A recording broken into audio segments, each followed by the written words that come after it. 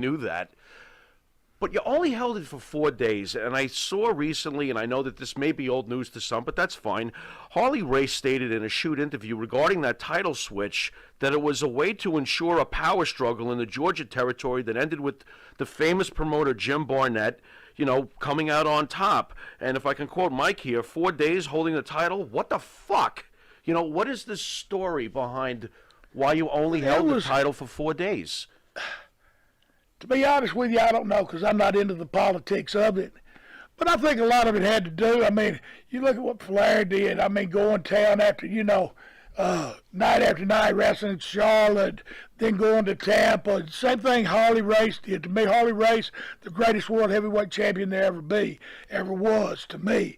Because he'd give me an opportunity. Every time I worked with Harley, he'd give me a chance to go out there and show the people like what I could do. Because Harley would wrestle to anybody's style. Rick would wrestle Rick's style. And everybody had to wrestle Rick's style, where Harley would adjust to whose style it was, And so I always appreciated that. And like I wrestled Ric Flair a lot. He's a great champion too. But I think the main thing is I was like 20, and I was young, smoking weed, drinking beer, and jumping rope, whatever else was out there, So I wasn't really what you would say would be dependable, and that was a position that you had to be dependable in. Well, how does the conversation come about, Tommy? Does Barnett come up to you, or does Ole Anderson come up to you and say, "Hey, look, we're going to tag you with the NWA title, but you're going to lose it in a few days because Race is in town"? And like, how does it come about? I think Harley had mostly it was Harley and Mr. Barnett, is what I think the deal was. So did they come to you and say, "Hey, kid"? They told me that night.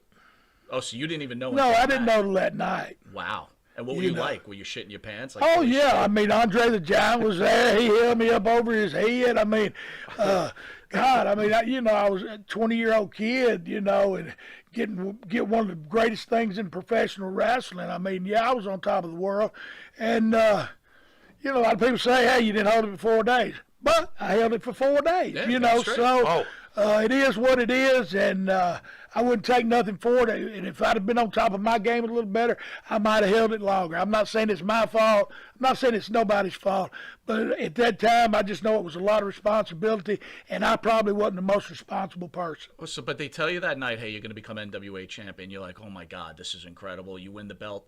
Do they tell you they're going to take it from you in 4 days, or the night of they tell you? Not really. That didn't come up till a couple of days later. Okay. So there was a possibility in your mind. You're like, holy cow, I'm going to have to travel to all these territories because I'm the new NWA champion? Or yeah, a little bit. And like I said, I was at home in Georgia. I started in Tennessee. I just a old country boy and got an opportunity, man, and it was, and at the time it might have been bigger than I was, So, like I said, a couple of days after they let me know we was going to swap it back. All right, Tommy Wildfire Rich. Love him to death. I got he broke my neck, though. Now, this is a funny story. That's a funny story. We were driving back one night, and Tommy had this bad habit.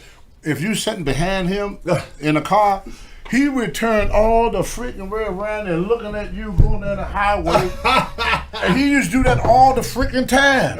This one time on them crooked roads up in Ohio, he'd done that crazy stuff.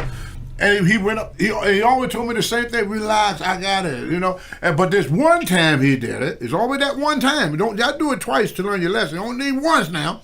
We went off the side of the road. Now, there's a lot of people involved in this story. We went off the side of the road. The car flipped over.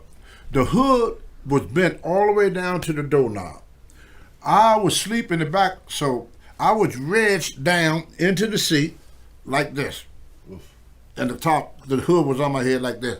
The other guys were the Johnny Rich, the other guy that was, what was his name? Son, dang it. Oh, he was a referee. Oh, I can't think of the poor kid's name right now. But anyway, let me tell a story. If the name pop up, I'll throw it out there. But anyway, so they were waiting for the jaws of death to get me out. Wow. The Sheik was riding with Ole Anderson, the Iron Sheik. He said, who's down there? And then they said, Tony Atlas, he's trapped in the car, and the gas is leaking and smoking, and they said he's going to get burned alive if somebody don't get him out. The sheik ran down and ripped the door off. Yeah. Under that moment, rip the freaking ask the sheik next time you see him. That's like Hulk strength. Well, you could do that with, because they were waiting for the door, but he came and pulled the door, got the door open, and the sheik, the Iron Sheik, got me out the car before he caught on fire. Wow. The Iron Sheik. So I'll be dead now if it wasn't for Sheik. So you're That's forever my love. forever in debt I to ain't gonna Sheik. never say anything bad about Sheik. Because I see how the Sheik are all in time and need. He didn't even, and only told him, say he's a baby face, which means good guy. Sheik is healed. He said, if you go down there, I'm going to fire you. Wow. But the Sheik just ran and pulled it, got the door open, got me out, got me up on there. So I went to the hospital there. Can you believe that Tony is about to die, and the promoter's telling the other guy, "You can't break kayfabe. Yeah. Don't go down there." Yes. Holy honest God cow. truth. Honest God truth. Honest God truth. This was Ole Anderson with Georgia Championship Wrestling there. But anyway, because that TV we were going to Ohio then. We just started going to Ohio and Wheeling, West Virginia. Anyway, they put me in the hospital. I was there for about maybe 3 days. I was unconscious. I don't know how long I was there. But anyway, when I got out, they put a halo on me. On my head. They go, wires. I look like Frankenstein. You know? Oh, they said, oh, take that fucking thing off. Take that fucking thing off. He said, I don't want the people to see you like this. He said, I got an anger. I got a freaking anger for you. So he had me to take the halo off, put my elbow up on the turnbuckle, hold my chin like this, and Buzz Sawyer. They supposed to come in with a 2x4 that's supposed to be gimmick. You know, put some of it, and then put stuff around it so you don't see it, and whack me in the head and break the 2x4 in my head. Buzz, who was always But let's just say, you okay with Buzz doing that? I mean, that's a scary situation in itself. I didn't know him then. We didn't know each other. You got to realize we young. I didn't know him A from apple butter. I just know he's going to come in with the 2x4, hit me in the head with it. But Buzz was so stoned that morning, he forgot to saw it a little bit. So it was nothing wrong with that 2x4. And I got to just coming out the hospital with this halo, and I'm up here just like this, and they come in here, and he hit me, and he hit me again, knocked me the fuck out. Then they took me back to the hospital.